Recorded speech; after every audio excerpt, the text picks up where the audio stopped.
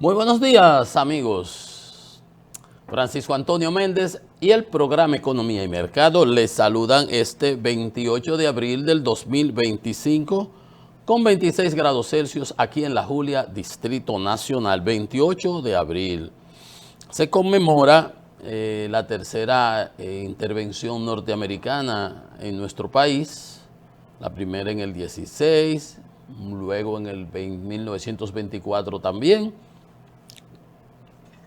y en 1965, luego la Revolución de Abril, los norteamericanos intervinieron para que el grupo constitucionalista, parece ser que tenía pues las mayores posibilidades, pues no tomara el control y el poder. Bueno, degeneró todo aquello en esa intervención militar, en donde surgieron esos héroes nacionales, ¿no?, defendiendo la patria y la soberanía, que todos conocemos, el coronel Camaño y muchísimas otras personalidades. 28 de abril, bueno, estaban los de la izquierda haciendo una marcha en la Puerta del Conde ahí, ¿verdad? Y también tenían los que protestan contra la inmigración ilegal, y hubo unos forcejeos. También se hablaba de que había una marcha de haitianos para el altar de la patria. Eso es un abuso, eso es una frescura, que vayan a marchar por allá para, si se le da permiso, para el hoyo de Friusa. ¿Cómo que al altar de la patria? ¿Y qué es esto? Bueno, por ahí hubo unos para allí, unos para acá.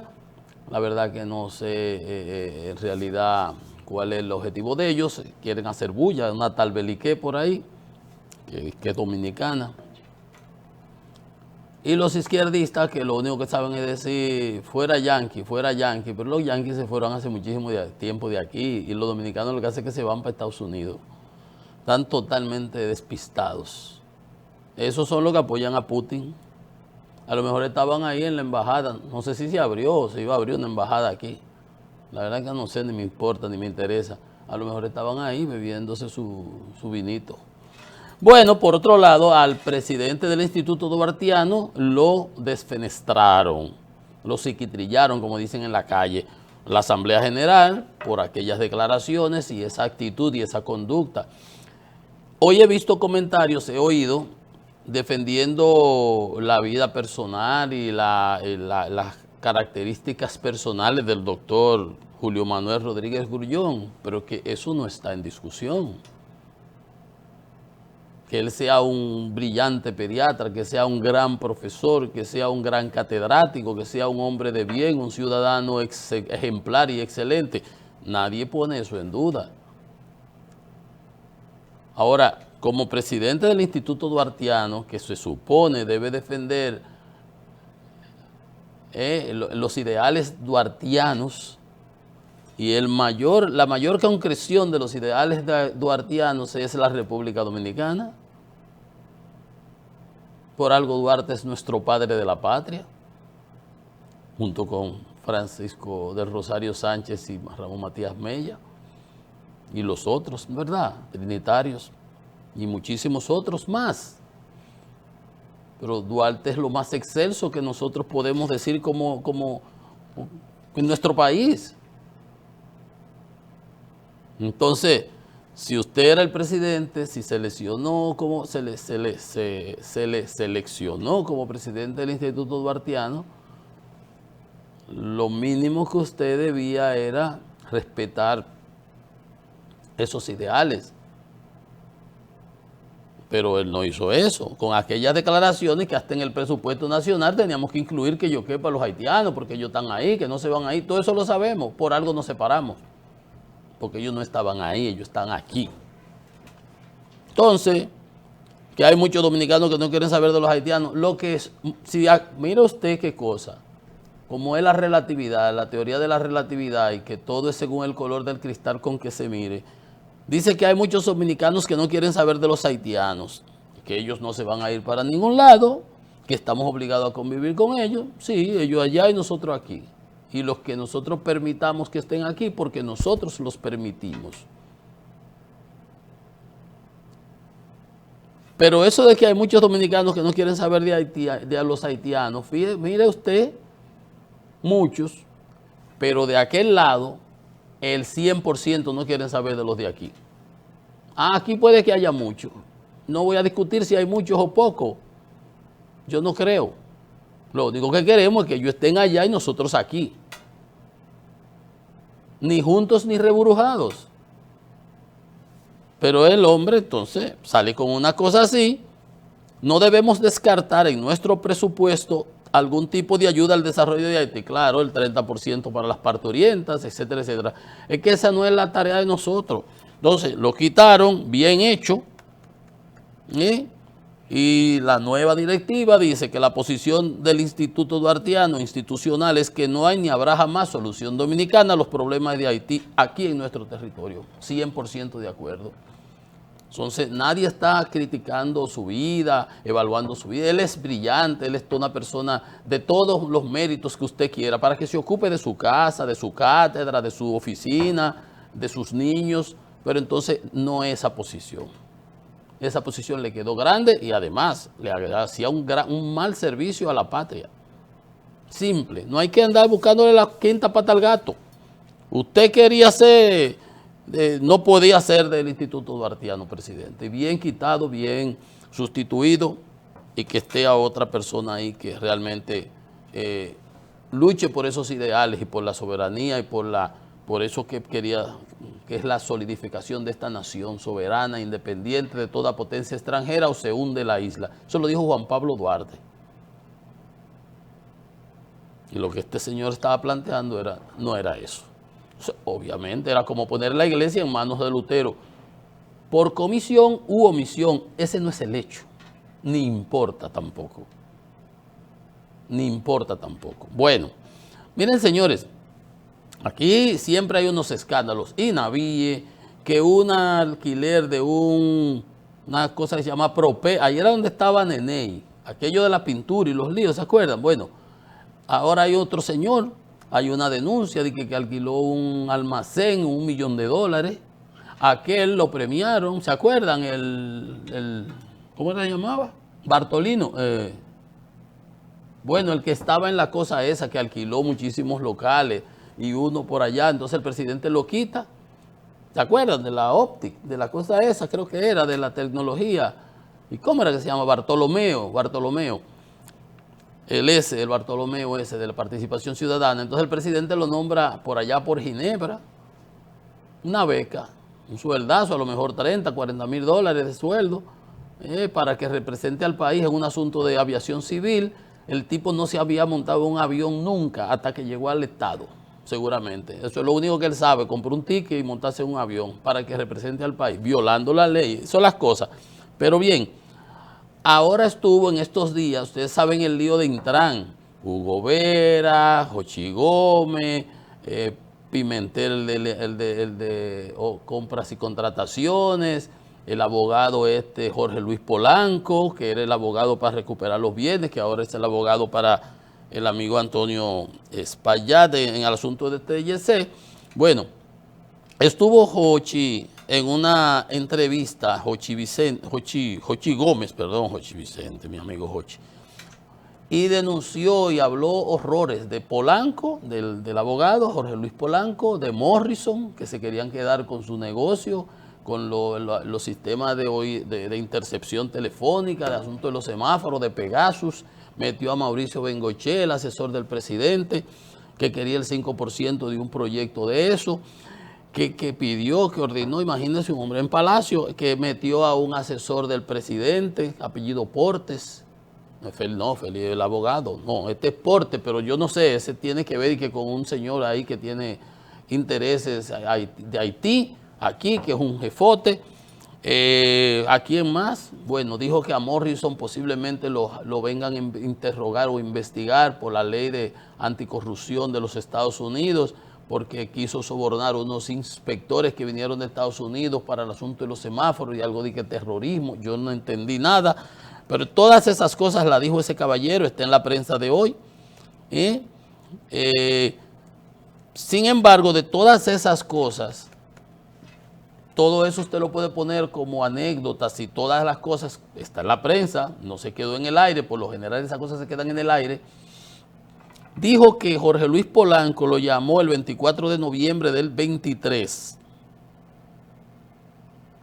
en una reunión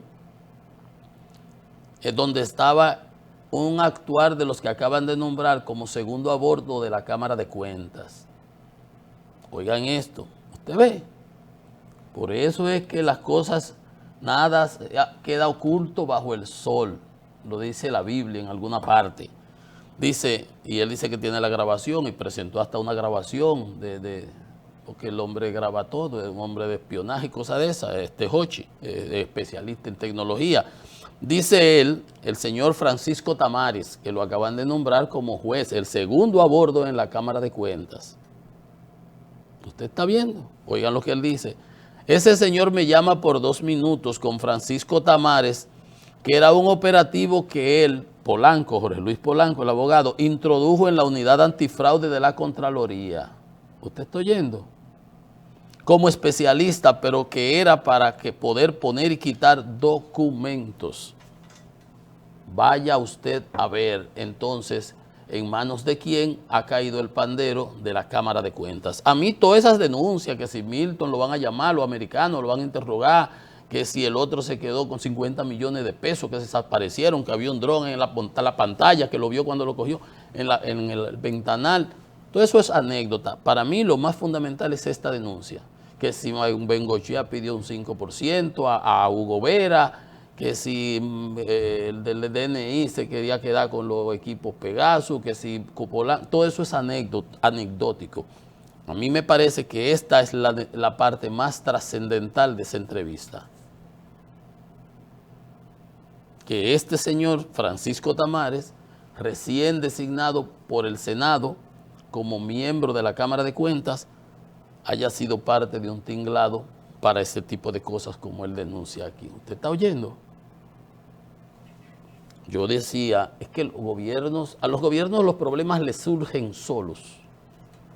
Lo he dicho siempre, en mi experiencia lo he vivido.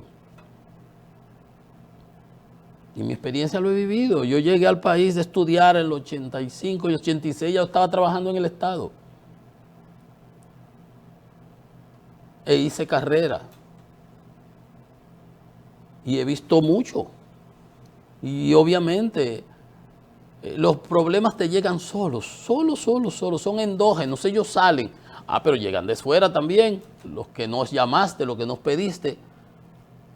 Pero no los generas tú.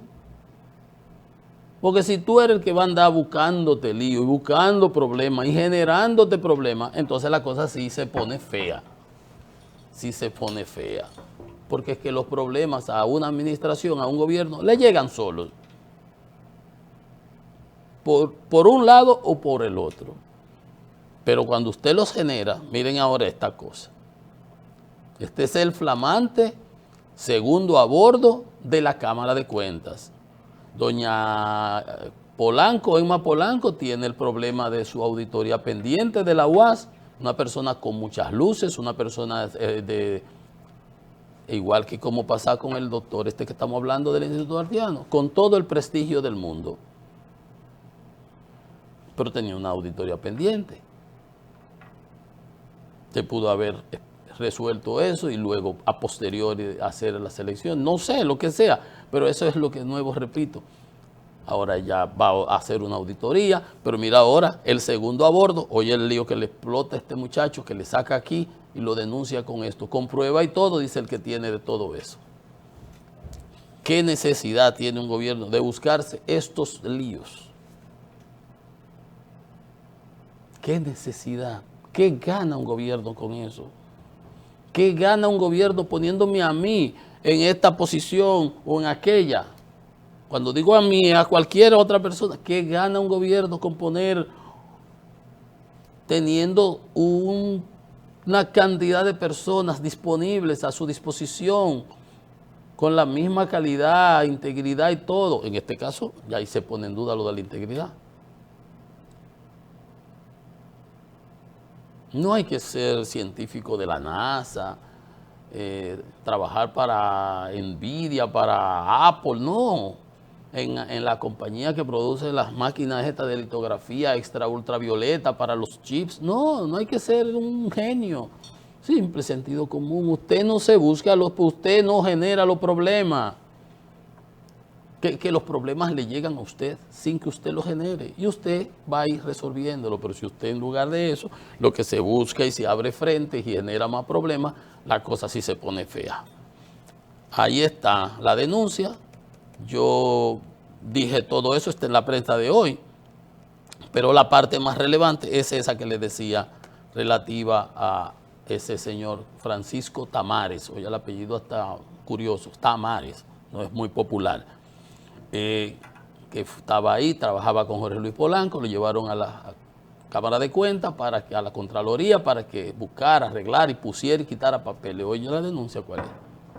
Para acusar a las otras personas. ¿Usted está viendo? Bien, hubo el entierro del Papa el sábado. Allí estuvieron todos los líderes, muchos líderes mundiales. Habían 50 jefes de Estado, unos 10 monarcas. Y hubo el Papa, un gran Papa. Ahora, el 7 de mayo, después que pasen los 9 días, se va al cónclave, a la selección del nuevo Papa, bajo las reglas y los cánones del Vaticano. Eso está todo muy estipulado, esto se sabe cómo es, y luego veremos cómo ahí dentro, creo que son 108 los que tienen calidad para votar, entre ellos esas discusiones políticas que se darán ahí a lo interno, en el cónclave. Si sale uno con la línea del Santo Padre Francisco, o si sale otro con las líneas conservadoras, ortodoxas de antes. Francisco hizo una revolución, tiene muchísimos detractores de la ortodoxia del clero, pero él dice que la iglesia somos todos y que había cabida para todos, los feos, los bonitos, los lesbianos, los agracianos, lo que sé yo qué, los azules, morados, y convivir con las otras religiones. Era un hombre que lo veía así la vida, que para Papá Dios todos éramos hijos y somos. Y bueno, vamos a ver. Eso es política pura. Suenan candidatos. Hay una frase famosa que dice, llegan como papables, o sea, casi que es el que te va a ganar, el que tiene más votación, y al final salen cardenales, salen iguales que todos los otros, porque es un solo que se selecciona. Bueno, pero ahí en esa actividad estuvo el presidente, ahí lo vi saludando al presidente Trump. El presidente Trump vestido de azul, le dijeron que era de negro el protocolo, él apareció vestido de azul, como siempre. Bueno, pero bien, hubo una reunión importantísima de Trump y Zelensky. Yo sé que en estos días Trump le dijo, para Vladimir, yo le decía el viernes, es lo que está, y que estoy presionando a Vladimir, como una escoba lo está presionando.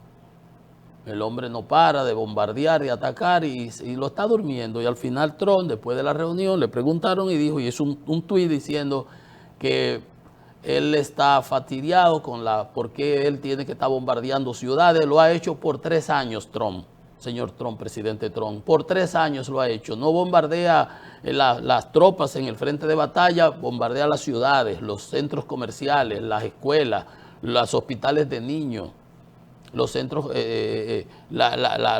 todo lo que pueda, porque él lo que quiere es quedarse con Ucrania, acabar con los ucranianos, odia a los ucranianos. Eso es lo que usted no ha entendido, señor Trump. Parece que quizás lo está entendiendo, y dijo que le parece que va a tener que tomar acciones más drásticas contra Trump, contra Putin, porque parece ser que Putin lo que lo está es mareando, tapping along, así, stinging along, como dicen en inglés. Bueno, eso lo dijo, fue interesante. Vamos a ver qué hay con eso. Dice que Zelensky, Ucrania está dispuesta a ceder Crimea. Eso está en la prensa de hoy.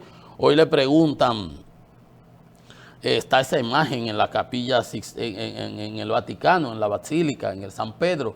Ellos 2 sentados, le pusieron 2 sillas para que se vieran y hablaran por unos 15 minutos. Dijo la Casa Blanca que la conversación fue muy productiva y Zelensky que la reunión fue muy buena. Ojalá y sea así. Y le dijo a Putin que no había razón para estar bombardeando las ciudades civiles, pero eso lo está haciendo por 3 años. Ahora es que él se da cuenta, tiene 3 meses en el poder, él lo ha apoyado, que tiene que ser tratado de manera diferente, porque parece ser que él lo que lo está es mareando. Ojalá, pero eso es en la parte de Ucrania. Cuando las encuestas valoran a Trump prácticamente en todo sentido muy mal, obviamente la parte de Ucrania también, pero en todo caso estuvo el viernes un respiro, la semana entera hubo un cierto respiro por las retiradas de las medidas de Trump, por el de atrás para adelante, por quitó lo de Jerome Powell, del de la Reserva Federal, aligeró un poco, dijo que no, que se va, aunque está hablando que se ha reunido y que se ha llamado con China, China lo ha desmentido en varias ocasiones y eso lo va a responder hoy, el mercado debe reaccionar. Mientras tanto, el viernes los mercados cerraron en verde. El Dow Jones subió 0.05, no es mucho, pero es verde, positivo, no negativo, hasta 40,000 unidades. El Standard & Poor's 500, 0.74. El Nasdaq tecnológico 1.26, ese repuntó bastante bien, porque las 7 grandes compañías tecnológicas repuntan y tienen una gran capitalización bursátil. La guerra comercial está ahí. Él dijo que el arancel a China podría reducirse sustancialmente. Le preguntaron, donde él ha quedado como un juego de palabras, de sopa que no ha podido explicar ni su secretario del Tesoro ni nadie más, que ya son los 2 únicos que hablan, es con China, que si China lo ha llamado, que China tiene que llamar, que China tiene que bajar, y China se ha hecho la loca. Ya Estados Unidos los otros días eliminó el arancel de 145 a todo lo que eran tecnológicos, equipos tecnológicos, computadoras, microchips, etcétera. ¿Ustedes se acuerdan? Eso lo bajó, porque eso afecta muy fuerte al mercado. Porque él está entendiéndolo a duras penas las cosas, pero no se sabe, porque es que ese es el problema. La ambigüedad, las contradicciones, la falta de entendimiento de lo que tiene entre manos. Mire, ayer dice que propone que los barcos naveguen por el canal de Panamá y canal de Suez de gratis, los bancos americanos, pero y los otros tienen que pagar y los de él no. Porque él construyó, porque ellos construyeron. Él llegó, encontró todo eso ahí, eso es propiedad soberana de Panamá y oigan las cosas que salen. Entonces todo esto afecta la credibilidad de los Estados Unidos. Hace 80 años se traspasó, se construyó, administró por 80 años el canal, lo traspasó hace 25 años y ahora el hombre sale con esto. Aunque ya Panamá y el secretario de Defensa habían llegado a un acuerdo de Estados Unidos para compensar el pago de los peajes, de los buques, etcétera, etcétera. Pero esas son las cosas que él sale con una cosa todos los días adicionales. Ahora dice que quiere recortar los impuestos a quienes ganen menos de $200,000 al año, pero después que se apliquen los aranceles. Que esos aranceles van a dejar todos los cuartos del mundo. Los otros días dijo que eran $2,000 millones diarios. Le leímos aquí los datos de aduanas y vimos que no pasaba de 250 o 180 millones de dólares. No 2,000. Después volvió y dijo que no, ya no son 2,000, son como 4,000 que se está llenando de embuste. Los grandes puertos de Estados Unidos, Long Beach, California, Los Ángeles, en Oakland, en el Pacífico, todos prácticamente han caído. Hay furgones que lo han dejado en el camino, lo han devuelto para China. Ahora va a haber problemas de desabastecimiento, que lo veremos en mayo ahora, finales de mayo, por todas las cosas que han venido sucediendo. Dice, no es verdad, que se están creando muchos empleos y nuevas plantas fabricadas en Estados Unidos. ¿Dónde? ¿Cuándo? ¿En qué lugar? Embuste. Una planta no se crea, él tiene 3 meses. Va para los 100 días con unos desastrosos resultados en las encuestas que los vamos a ver ahora. Se están creando muchos empleos con nuevas plantas, nuevas fábricas en construcción. ¿Quién ha dicho? ¿Quién ha dicho? El servicio de impuestos externos, oigan esto, servicio de impuestos externos está en marcha porque él pretende sustituir el Internal Revenue Service, que es la Dirección General de Impuestos Internos nuestra, la IRS de Estados Unidos, por una cosa que él cree que va a cobrar impuestos en la aduana esas tarifas y con eso se va a llenar de dinero. Que eso lo hacían en 1700. Óyeme en qué época está viviendo este señor. El atraso del mundo, cuando se cobraban la aduana aquí, cuando intervino en el 16 Estados Unidos y en el 24 fue para cobrarse las deudas, porque era en aduana que se cobraban. Lo que pasa es que eso es totalmente regresivo. Ese impuesto lo pagan los consumidores americanos, no lo van a pagar los chinos, no lo van a pagar los exportadores de nosotros. Lo que pasa es que el consumidor americano, una vez le transfieras ese impuesto, ese tributo, esa tarifa, va a tener menos dinero disponible. Luego va a caer la demanda. Si cae la demanda, va a haber baja del consumo, genera desempleo, cae la economía, decrece la economía con altos precios y economía decreciendo. Eso se llama estancamiento con inflación y se sintetiza en la palabra estanflación. Y eso va a derivar posiblemente en una recesión de marca mayor. Él ni sabe lo que tiene entre manos. Primero, los cálculos que hicieron para los números fueron de 3 patines. Los argumentos que usan para decir que el déficit comercial calculado nada más en bienes sin incluir servicios son risibles. Eso no es ningún subsidio. Las empresas no se mudan. Yo le dije, para Apple traer un 10% de su producción de China, que se va a mudar mucha, ya ha llevado algo a India, porque India no está pagando. Pero esto va a pasar en algún momento. Pero para llegarle a Estados Unidos, un 10% nada más necesita por lo menos 3 años y por lo menos 30,000 millones de dólares de inversión. ¿Y la cadena de suministro? ¿De dónde se la van a suplir? O sea, él no sabe lo que tiene entre manos. Ahora mismo, le dijeron los otros días, los ejecutivos de Target, de Walmart, de Marshall, de esas grandes compañías, mire, en 2 semanas vamos a tener las estanterías vacías y los precios encaramados. Los productores de juguetes que tienen ahora para la Navidad, que tienen que pedir ahora. ¿Tú sabes cómo opera la logística de importación? Donald Trump no ha importado nunca nada. Él no sabe ni que una empresa, ni cómo opera una planta. Pero se cansa de hablar cosas y cualquiera cree que él sabe lo que está hablando. Pero no es verdad. Ahí tiene 2 estados que le han sometido juicios para bloquearle que todos esos aranceles que ha impuesto son violatorios a la Constitución y a las leyes. Pero en esencia, en el concepto, si él cambiara los impuestos internos que se cobran en la economía, sustituido por impuestos externos, eso significa que es regresivo, que va a ser como el tollo que se propuso aquí, que gracias a Dios el presidente lo retiró, en donde se le va a subir el impuesto a toda la población, de todo lo que compre. Eso significa regresivo, porque a los de menores ingresos le va a subir los precios, y le va a subir el precio igual que le va a subir al de muchos ingresos. Y al de muchos ingresos, al que gana mucho, no le importa. Y por eso se llama regresivo. Los alimentos, la comida, los muebles, el vestimenta, las computadoras, los teléfonos, el celular, los lentes, el lápiz, todo va a subir. También van a subir los insumos productivos.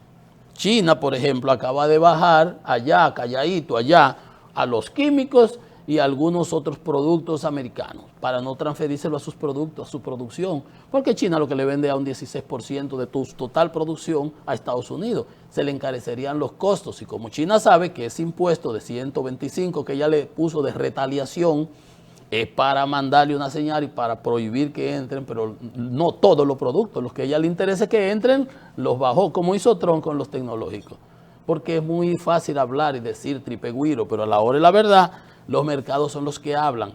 Y más que los mercados, el bolsillo de la gente. China está reforzando su economía para todas las cosas, inteligencia artificial, van a financiar para desarrollar su economía interna, para que la gente tenga financiamiento, para que compre estufa, para que compre nevera, para que compre licuadora, lavadora, secadora y todo eso para dinamizar su economía interna, que es fundamental e importante. Por ejemplo, en Estados Unidos, la diferencia con China es que el 75%, 60-70% de la economía es el consumo interno. China todavía no tiene ese mercado. Pero para que ustedes vean, él dice hoy en una entrevista que le preguntan en Atlántico, una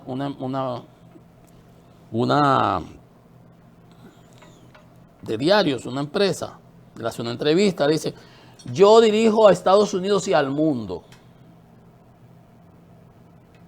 El que la está comiendo. Miren esto. Encuesta. En la generación Z, el 76% desaprueba la gestión de Donald Trump.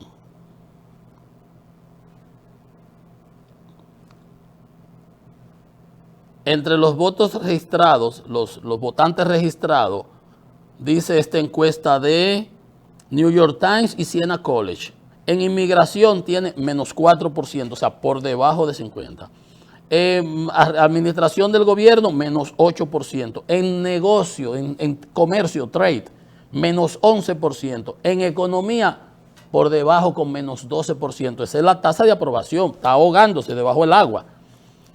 En conflictos internacionales, de nuevo, lo que le decía de Ucrania, menos 14%. En la guerra Rusia-Ucrania, menos 21%. Son los votantes registrados. En el caso de Kilmar Abrego García, ese fue el que mandó, que un juez le dijo que no y lo mandó para la prisión de El Salvador. Estas son las encuestas de los primeros 100 días del gobierno de Trump. Ahí le dije la New York Times, Siena College. Miren, aquí está, de CNN, conducida por SRS, dice: la aprobación del desempeño económico de Donald Trump en los primeros 100 días es el más bajo en 7 décadas. 39%. 39%. El 60% desaprueba su desempeño económico. En el 2017, en su primera gestión, a los primeros 100 días, él tenía 49. Fíjense, 49 y ahora 39. 10 puntos, hasta él mismo se ganó. Sigo. El único renglón en donde es positivo, más 1, es en la identidad de género, la cosa de lo LGTB, de lo transgender, que la población, yo le decía, es que los demócratas se pasan en inventos y locuras y vainas de esas, ¿verdad? Aquí es el único sitio donde él está por encima del agua, que saca la cabeza, 51%. Gender identity, identidad de género. En inmigración, que era una de las cosas positivas de él, de que vendió, 45%, o sea que 55% están en contra. En economía, 39%, lo que le estaba diciendo ahora mismo, o sea que 61% están en contra. En tarifa, que es el invento de él, lo que él quiere sustituir el impuesto interno por impuesto externo, una locura que en ningún libro de texto todo está demostrado que eso es un disparate. Pero él no entiende de eso. Aquí está, 34%. O sea que el 65% entiende que esa tarifa es un tollo. Comparado con los otros presidentes en los primeros 100 días, con Bush a los primeros 100 días en el 2001 tenía 62% de aprobación. Obama en el 2009 a los primeros 100 días tenía 63% de aprobación. Trump, el mismo Trump en el 17, como vimos ahorita, tenía 44% de aprobación. Biden en sus primeros 100 días, que es la luna de miel, 53% de aprobación. Donald Trump en los primeros 100 días, 41% de aprobación. En 7 décadas, 70 años, no había un presidente que tuviera tan peores números. Y con una economía que se le dejó, él no tenía que haber hecho nada. Mira, él se sienta en la Casa Blanca a jugar Nintendo, como decía Hipólito, y a jugar golf los fines de semana, y tuviera 60, 65, 70, nada más dedicándose a su cosa de inmigración de la frontera, estuviera allá, pero ha metido al mundo en un desastre. Y entonces le preguntan, y él dice que él dirige a Estados Unidos y al mundo. Eso piensa él. Con China, que Xi Jinping lo iba a llamar. Xi Jinping ha dicho, nosotros no hemos llamado ni estamos en conversaciones, y el viernes él dijo, sí, se reunieron. ¿Se reunieron con quién? Yo dije, pero sería con un chef de eso de Chinatown ahí en Nueva York, porque dijeron los chinos, el ministro de Relaciones Exteriores, el de Comercio, nosotros no hemos hecho ningún contacto. Estados Unidos puso su tarifa, que las baje. Ellos armaron su lío, que lo resuelvan. Diferente. Y hoy los mercados, por cierto, que están positivos el viernes, yo entiendo que se lo van a cobrar porque hoy empiezan a salir todas esas cosas. Déjenme ver cómo van los mercados. Ustedes vieron entonces cómo van las encuestas. Un desastre, un desastre. podrá salir de ahí, como pasa con los mercados. Cada vez que él da una medida que echa para atrás, un disparate de esos de los que arma, los mercados se repuntan. Si él corrigiera todas esas cosas, locuras que está haciendo, fíjense hasta en la guerra de Ucrania, menos 21. En el caso de inmigración, que que le apoyan la parte de enfrentar la inmigración ilegal, pero no violando la ley. Sí, ahora pues, apareció el mercado, abrió, está .33, está positivo, por lo menos por la mañana. Vamos a ver cómo sigue. Entonces, seguíamos con encuesta. ¿Qué más veo? Miren ustedes cómo ha ido la aprobación del trabajo del presidente Trump. En febrero era de 47%, a mediados de febrero. A final de febrero subió a 48%. En marzo bajó a 42%. En abril, aplicó el 2 de abril, el día de las tarifas, el día de la liberación, y ahí cayó su aprobación a 41%. O sea, está cogiendo agua, está ahogándose. 59% desaprueba su gestión, solo 41% aprueba su gestión. Pero él entiende que todo está perfecto, que va a ser América más rica, a costa obviamente de que los americanos paguen más impuestos y que se tire toda la economía, posiblemente. Vamos a una pausa, que esto es Economía y Mercado.